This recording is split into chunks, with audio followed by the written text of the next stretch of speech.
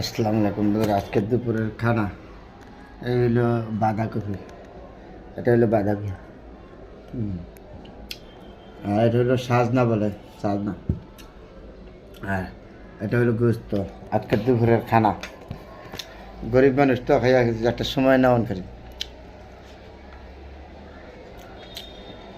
বুঝলেন? গরিবের থেকে এরকম দিনকাল যেমন খালি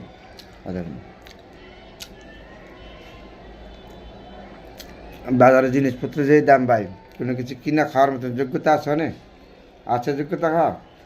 জাতীয় মাছ হলো পাঙ্কাশ মাছ, বর্তমানে ইলিশ মাছ ছিল আগে, এখন হলো পাঙ্কাশ মাছ, তেলাপিয়া মাছ। পাঙ্কাশ মাছ 400 টাকা ছুড়ুগুলি, 1 কেজি 1.5 কেজি ওজনে 300 350 টাকা কেজি। আর বেশিতে গেলে 400 টাকা কেজি, 500 টাকা কেজি পাঙ্কাশ মাছ। তেলাপিয়া মাছ 300 টাকা কেজি। কী খাবেন বলেন তো?